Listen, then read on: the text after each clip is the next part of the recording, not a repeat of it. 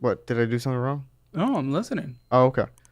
Yeah, it's comfortable. Sometimes I might splurge too much. Yeah. A lot. On like Okay. food. Like Chick-fil-A is You're a big... proud of that? Like, No, You're just being a little cheeky boy? Yeah. I don't want to Everyone cook. likes to be a little cheeky. I don't want to cook. Okay, well, that highly depends on your situation. If you can afford not to cook, like, don't cook, bro, right? Yeah. Like, are you entitled to not having to cook? Like, what's your mindset on that? Well, we can figure that out, but... Like now? Sure. Due to my schedule, since they took away 24-hour stores, it's really hard to go to the store, buy food, stand in line, all that. So it's just way easier just to go out, buy food, eat. So 40 hours a week. How many days a week? 5 to 6. So I work So nights. the 7th you can't go to the grocery store? So I work run an overnights. errand? I work overnights. Okay. All right. So when I go to bed, they're closed. When I wake up, I get it. they're closed. But you still have the next day off that you could, like, wake up a little earlier, right? I don't really want to do it. Sleep's important to me. I'd rather sleep. Okay. Well, why do you have that? Are you like, I mean, it's honestly that comes across as just a little like fake, like, huh, you're making a joke. Are you? I just prefer to sleep and then get up No, I a get bit that. earlier. That's fantastic. Like, awesome. Didn't you serve in the military, if I'm not mistaken?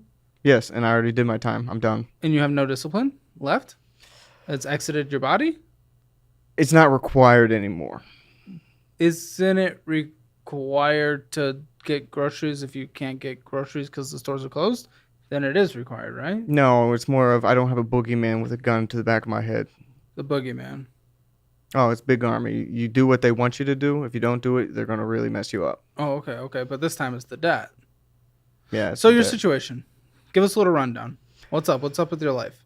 So I make about, I don't know, like 70, 80,000 a year. Continue. I mean, so far with what you just gave me, it would equal more like $40,000 to $50,000 a year. So I'm a little confused unless you have another job that you didn't tell us. $20 an hour, 40 to 50 hours a week. Yeah, so I also have a medical settlement that I'll be getting for the rest of my life. Oh, okay. Through your military, time in the military? Yeah. Gotcha. And how much is that on a monthly basis? Because that obviously that moves the That needle. is like $3,758.59. Just about? Just about. Maybe off a couple hundred or a few cents. Okay. What happened? I just got some injuries as well as some illnesses that developed from my service. Can I ask? No, I can't really give too much detail. It would affect my life. Okay. Sure. Okay. So with that, obviously that then dramatically does improve your income. So $20, let's say 45 hours a week to just me in the middle. Yeah, it's about $86,400 a year. So what came in this last month, payroll was $2,929 and the VA was $3,870. So a total of $6,799. So, okay, when I ask how do you feel living in Kansas City, Missouri on this income, obviously more than half of it comes from the VA. Yes. Okay. So, I mean, that that makes up for it. You're living above the median household income. At your job, you're about $3 below the median hourly for people working in security. But again, more than half of your income. $3? Below, yeah. Ooh. Median across the country. Median's at $47,885 a year, $42,848 a year if we do that. I need to step up my game then because that's no good. I need to be making more money if that's the median. Yeah, more is always good, but I mean you're pretty close to the median, so It's not good enough. Sure, I like that mindset. That's good. What do you? Okay, what's your plan around that? You seem shocked by this information.